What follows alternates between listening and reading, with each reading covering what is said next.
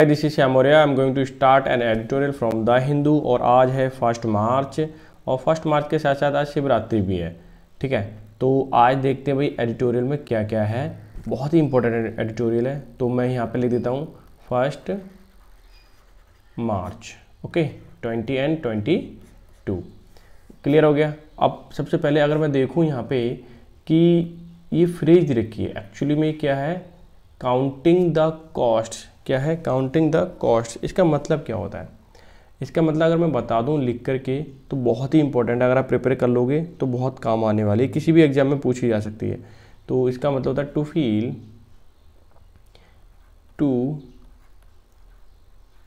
Feel bad effect. Bad effect भी बोल सकते हो और आप बोल सकते हो ऑफ अ मिस्टेक, यानी कि किसी भी मिस्टेक का, ठीक है, उसका इफेक्ट जो पड़ रहा है वो बैड पड़ रहा है, ये फील हो जाना, that is called counting the cost.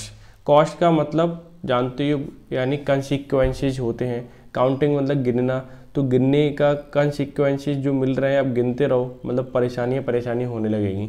तो ये सीधा सीधा रशिया पे लिखा हुआ है, उसने जो इन्विजन किया हुआ है, ठीक है, उसके बारे में लिखा हुआ है। तो देखते हैं पूरा का पूरा एडिटोरियल भाई क्या है। क्लियर है? इसके सबटाइटल देख लेते हैं। Talks to the war. ठीक है, क्या करना? टॉक्स करना यानी बातें करना, टू एंड द वॉर, क्या करना है? वॉर को एंड करना है। आर मस्ट, ये क्या चीज़ है? मस्ट है, बहुत ही ज़रूरी है। एज सेक्शंस, जो सेक्शंस हैं, ठीक है, पाबंदियाँ हैं, किस पर? On Russia. क्या करेंगी? Will hurt the wider world, जो कि ये पाबंदियाँ लगाई गई हैं रशिया पे, ये सारी की सारी पाबंदियाँ या सैंक्शंस जो कह रहेंगे पूरी दुनिया भर में इसके इफेक्ट पड़ने वाले हैं। ठीक है, परेशानी तो सबको ही आने वाली है। काउंटिंग द इफेक्ट या counting the cost feel everyone. Okay, ये देखिए, अगर मैं बात करूँ सैटरडे की, किसकी बात करूँ? सैटरडे की। सैटरडे अनाउंसमेंट, सैटरडे को अनाउंसमेंट हुआ था। क्या हुआ था? अनाउंसमेंट किसके द्वारा? By USA the Ukraine. किसके द्वारा? यूके। किसके द्वारा? यूएस और यूके के द्वारा। एंड यूरोपियन अलाइज, फिर से मैंने बता दिया, अलाइज का मतलब होता है किसी से दोस्ती होना, मैत्रीपूर्ण संबंध होना, मैत्रीपूर्ण संबंध यानी कि फ्रेंडशिप होना, ग्रुप में होना, फ्रेंडशिप में। इंक्लूडिंग, और कौन कौन था उसमें? फ्रांस था। अगर अब मैं देखूँ इसे इरेज कर दूँ, अगर अलाइज में कौन कौन था? यूएसए है, यहाँ से लिख देता हूँ, यूएसए, यूके, यूरोपियन अलाई। अगर मैं यूरोपियन अलाई की बात करूँ तो उसमें इंक्लूडिंग द फ्रांस। फ्रांस किस में आता है? यूरोप में आता है। ठीक है, इसमें और कौन है? जर्मनी भी है। क्लियर है? तो ये सारे लोगों का क्या है? अलाइज है, और अलाइज के साथ साथ ही किसी पे भी हमला कर देते हैं। मैंने कल बताया था आपको कि नाटो यूरोपियन के जितने भी कंट्री है नाटो में इन्वॉल्व रहते हैं, और एक ऑर्गेनाइजेशन नॉर्थ अटलांटिक, ठीक है, ट्रीटी ऑर्गेनाइजेशन है। तो इसमें जितने भी हैं, क्या है, अगर मान लीजिए नाटो कंट्री में कोई भी देश आता है, किस में आता है? नाटो में आता है, और किसी देश ने किसी भी देश पे, मान लीजिए नाटो की कंट्री पे जो नाटो में है, किसी कंट्री ने इस पर हमला कर दिया, तो ये क्या करेंगे? सबके सब एक साथ मिलकर के उस पर हमला करेंगे, तो जाहिर सी बात है उसको बर्बाद कर देंगे दूसरे देश को। ठीक है, ये क्या पॉलिसी है इनकी? नाटो की है। नाटो के आर्टिकल नंबर 5 में ये लिखा हुआ है। क्लियर है? तो ये समझ में आ गया। और यूक्रेन है, क्या है? यूक्रेन की मैं बात करूँ, यूक्रेन जो है वो नाटो, जो रशिया है, किसका है? रशिया का पहले क्या था? पार्ट था। अब मैं एक्सप्लेन करता हूँ दूसरे तरीके से, तब आपको क्लियर होगा सारी चीज़ें। ठीक है, देखो यहाँ पे समझ आएगा आपको। यहाँ देखिए, एक मैं ये ग्रुप बना देता हूँ और ये एक दूसरा बना देता हूँ। ठीक है, ये देखिए, अगर आपको समझ में आए तो यहाँ से आ जाएगा। ये नाटो यानी कि यूरोपियन यूनियन में जितने भी कंट्री हैं, नाटो का क्या कहते हैं, उन्होंने शपथ ले ली है कि हम नाटो में रहेंगे। ठीक है, अब इसमें क्या कहता है? इसमें आर्टिकल नंबर 5 ये कहता है कि अगर इसके जो आपका यूक्रेन है, यहाँ पे पहले ही समझिए, पहले यूक्रेन। अब यूक्रेन जो है इसका पार्ट था, किसका? रशिया का। अगर नाटो में अगर आ जाता है कौन? यूक्रेन, तो रशिया अगर यूक्रेन पे हमला करेगा तो सारे के सारे ये देश समथिंग 30 देश हैं, 30 के 30 देश किस पे हमला करेंगे? रशिया पे करेंगे, क्योंकि ये इनके अंदर अलाई में यही लिखा जाता है। ठीक है, अलाई जब होती है तो फ्रेंडशिप में यही बोला जाता है कि अगर आप हमारी यूनियन में आते हो तो फिर हम सबके सब मिलकर इस पर क्या करेंगे? हमला करेंगे। और सबके सब इसमें नाटो में ना पावरफुल देश हैं, जैसे आपका ब्रिटेन है, अमेरिका है, इटली है, फ्रांस है, जर्मनी है। ठीक है, बड़े बड़े देश इसमें क्या है? इन्वॉल्व हैं, इसलिए हर कोई आने से डरता है। और यूक्रेन जो था इसी का ही पार्ट था। अब ये इससे जाएगा, इसमें से बाहर निकल के, तो इसको परेशानी होगी नहीं होगी? इसलिए सिक्योरिटी के बेसिस पे इसने क्या हमला कर दिया कि भाई देखूंगा मैं कौन आता है मेरे सामने। क्लियर है? अब यहाँ से देखिए आप ये क्या कहना चाह रहा है। फिर मैं ये कहना चाह रहा था, सैटरडे को जो अनाउंसमेंट हुआ, ठीक है, यूएसए यूके के द्वारा, यूरोपियन अलाइज और इंक्लूडिंग द फ्रांस, जर्मनी, सारे के सारे थे इसमें देश, ऑफ आर राफ्ट, क्या है? Of a raft of a further restrictive economy measures. क्या अनाउंसमेंट हुआ कि राफ्ट का मतलब होता है कि बड़े पैमाने पर कोई भी चीज़, लार्ज नंबर हो सकता है, लार्ज अमाउंट होता है, एक्सटेंट हो सकता है। फर्दर आगे क्या?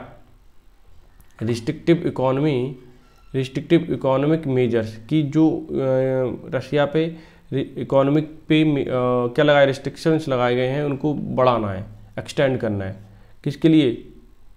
टू इंक्रीज द कॉस्ट, ताकि इनकी cost on Russia for its invasion of Ukraine, कि इसने यूक्रेन पे हमला किया है। इन्वेजन का मतलब हमला, किसने? रशिया ने किया है। और ये जब हम इस पर बहुत सारे रिस्ट्रिक्शंस लगा देंगे, पाबंदियाँ लगा देंगे, तो इसको क्या करना है? हर जाना पड़ेगा, भुगतना पड़ेगा। क्लियर है ये सारी चीज़ें? अब आगे देखिए, आगे देखूँ मैं, invasion of Ukraine has just raised the risk of more widespread economic fallout from this war। अब ये क्या होगा? यूक्रेन हैज जस्ट रेज मतलब उठाए हैं, द रिस्क उठाए हैं, ठीक है, क्या? Of a more wide spread मतलब बहुत बड़े लेवल पे इकोनॉमिक फॉल आउट, बहुत बड़े लेवल पे क्या होने वाला है? इकोनॉमिक फॉल आउट होने वाला है। मतलब फॉल आउट का मतलब होता है किसी चीज़ का रिजल्ट मिलना। क्या मिलना? रिजल्ट। जैसे कि हमने इस पर हमला किया रशिया ने, तो इसको नतीजा तो मिलना ही मिलना है, यानी adverse and unwanted secondary effect आपको मिल सकता है। क्लियर है? With a view to further isolating Russia, आगे क्या बोला गया है? विद अ व्यू, ठीक है, देखते हुए क्या? फर्दर आइसोलेटिंग मतलब अलग करना, किसको? रशिया को, फ्रॉम इंटरनेशनल, कहाँ से? इंटरनेशनल फाइनेंशियल सिस्टम से। ये भी आगे क्या कर रहे हैं कि फाइनेंशियल सिस्टम, इंटरनेशनल जो फाइनेंशियल सिस्टम है, वहाँ से रशिया को क्या किया जा रहा है? अलग किया जा रहा है। ठीक है, ताकि इस पर और भी ज़्यादा पाबंदियाँ लगाई जा सकें। क्लियर है? अब आगे देखिए, द वेस्टर्न अलाई, जो पश्चिमी देश हैं, पश्चिमी का ग्रुप है, क्या? डिसाइडेड टू ब्लॉक, क्या करना है? ब्लॉक करना है। किस चीज़ के लिए? सेलेक्टेड रशिया की बैंक्स को फ्रॉम स्विफ्ट एक कोड होता है, और इसके थ्रू क्या होता है? किसी इंटरनेशनल बैंक को जाना जाता है। मान लीजिए अपने यहाँ पे SBI बैंक है, बहुत सारी बैंक है वैसे तो, और अगर मान लीजिए कोई विदेश से यहाँ पे पैसा भेजता है तो उसके लिए स्विफ्ट कोड की ज़रूरत पड़ती है। जैसे हम पैसा भेजते हैं तो हमें IFSC कोड की ज़रूरत पड़ती है नॉर्मली। अगर डोमेस्टिक लेवल पे भेज रहे हैं तो IFSC कोड की ज़रूरत पड़ेगी, इंटरनेशनल लेवल पे भेज रहे हैं तो स्विफ्ट कोड की ज़रूरत पड़ती है। तो उसने क्या किया है, जितने भी पश्चिमी देश हैं, ठीक है, अलाई देश हैं नाटो वाले, उन्होंने क्या बोला कि भाई SWIFT messaging system use to be validate and complete international payment transaction. क्या करना है इसको? जो जितना भी ट्रांजैक्शन होता है, पेमेंट होता है स्विफ्ट बैंक के या स्विफ्ट कोड के थ्रू, उसको क्या करना है? ब्लॉक करना है सिलेक्टेड रशियन बैंक का। ठीक है, जो मेजर बड़ी बड़ी बैंक हैं उनका क्या है? ब्लॉक कर देना है बिल्कुल भी, यानी इंटरनेशनल पेमेंट हो ना पाए। दे आल्सो रिजॉल्व मतलब पक्का कंफर्म कर लिया। इम्पोज का मतलब थोपना, किसी चीज़ को लागू करना। क्या? रिस्ट्रिक्शंस किस पे? On Russian central bank ability to access deploy the country's war chest of an estimated 630, ठीक है, बिलियन फॉरेन एक्सचेंज रिजर्व। अब ये क्या कहना चाह रहा है? ये कहना चाह रहा है कि रशिया की सेंट्रल बैंक की जो एबिलिटी है, एक्सेस कर सकती है, डिप्लॉय कर लागू कर सकती है देश के वॉर चेस्ट मतलब कभी कभार क्या होता है कि ये रिजर्व फंड होता है ये ऑफ यूज टू फॉरेन कह सकते हो, या फाइटिंग वॉर कह सकते हो, फाइटिंग वॉर के लिए, यानी कि रिजर्व रखता है कि पैसे, ताकि हम जरूरत पड़े, झगड़ा हो जाए किसी से, ठीक है, वॉर हो जाता है तो वहाँ पे यूज कर सकें। कितना? $630 बिलियन, काफ़ी बड़ी मात्रा होती है। तो इसको भी क्या करना है कि वो पैसा यूज ना कर पाए, ठीक है। आगे देखिए, द इमीडिएट इम्पैक्ट, अगर इमीडिएट का मतलब तुरंत, इम्पैक्ट का मतलब असर किस चीज़ का, of these moves, in moves का, जो अभी डिसीजन लिए जा रहे हैं, इन डिसीजन का on Russia economy, financial market, इसका तुरंत इम्पैक्ट पड़ता है, ठीक है। हैव मैनिफेस्टेड, मैनिफेस्टेड का मतलब होता है कि जो एक्सप्लेन करना या फिर व्यक्त करना, इन्हें शार्प डिप्रिशिएशन, डिप्रिशिएशन का मतलब होता है गिरावट आना, हानि होना, ठीक है। इन वैल्यू ऑफ रूबल, रूबल क्या है, करेंसी ऑफ किसकी है, रशिया की। ध्यान रखना यहाँ से क्वेश्चन बनने वाला है, जो बनडे कॉम्पिटिटिव एग्जामिनेशन है वहाँ से पूछा जाएगा कि रूबल किस देश की क्या है, करेंसी है, तो वो किसकी है, रशिया की है। ध्यान रखना, याद कर लेना, बहुत ही इंपॉर्टेंट है, ये पूछा जाएगा डेफिनेटली, ऐसे पूछा जाता है। CGL में, CHSL में, आने वाले CHSL एग्जाम में CHSL एंड CGL दोनों में ही पूछा है, MTS में तो पूछा जाएगा, श्योर हूँ मैं, ठीक है। The currency tumbled almost depreciation हो गया रूबल की वैल्यू में, मतलब उसकी वैल्यू क्या हो गई है, घट गई है। करेंसी टम्बल मतलब लग गई है, ऑलमोस्ट लगभग 30% इंट्रा डे और रिकॉर्ड, मतलब जो हमारा सेंसेक्स होता है उसमें अगर मैं बात करूं तो इसकी करेंसी है, उसकी वैल्यू घट रही है रूबल की, ठीक है। किसके मुकाबले, low against the dollar in Asian trading on Monday, ठीक है। एशियन ट्रेडिंग मंडे में देखा गया, क्योंकि एशिया में भी आता है, यूरोप में भी आता है इसका क्षेत्रफल, ठीक है।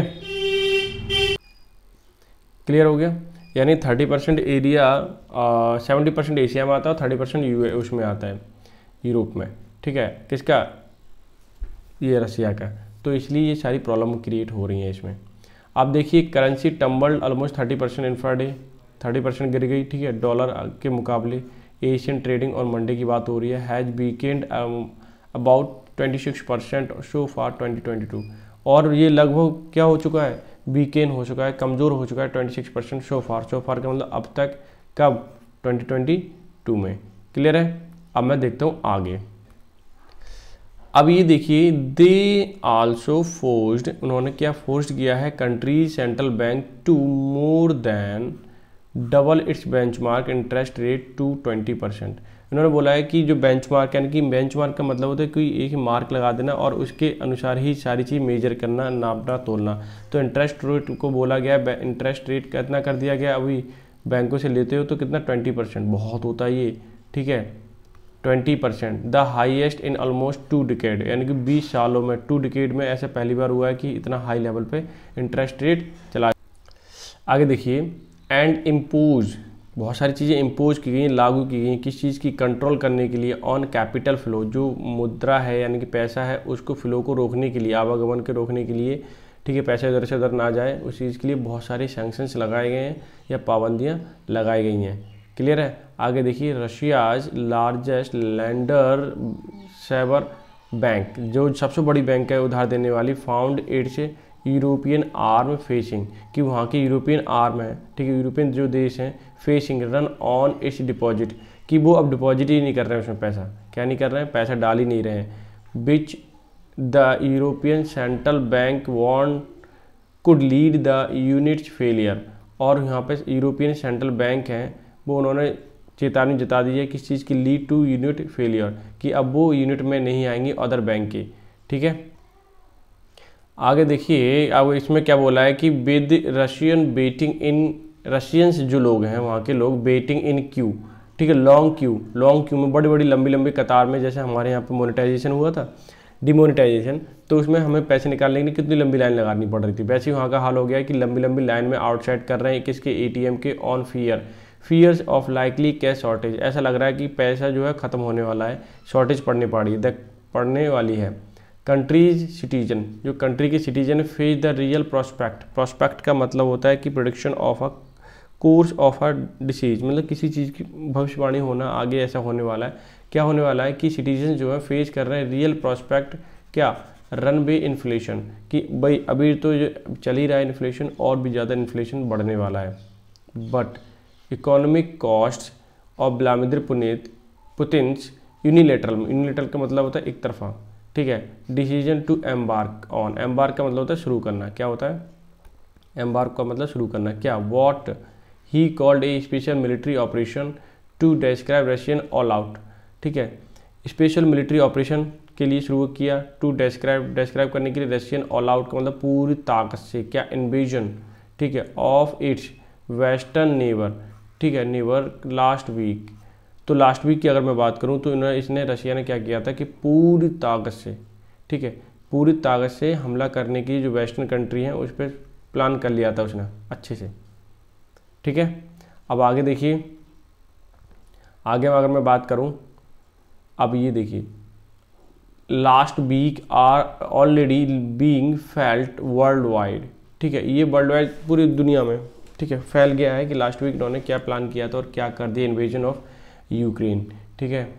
यूरोपियन बैंक्स, जो यूरोपियन की बैंक्स थी, कंपनीज थी, ठीक है, विद सिग्निफिकेंट मतलब बहुत ही बड़े पैमाने पे जिसको कंसीडर किया जा सके बिजनेस एक्सपोजर, ठीक है, business exposure to Russia have taken a beating on bourse given the extent to which the sharp escalation in the sanctions is certain to hurt their operations and revenue। अगर मैं बात करूं किस चीज़ की, European banks जितनी भी हैं, ठीक है, कंपनीज हैं, सिग्निफिकेंट बिजनेस जो बड़े बड़े लेवल पे बिजनेस चल रहे हैं, एक्सपोजर टू रशिया, ठीक है, exposure to Russia have taken the beating on the bourse.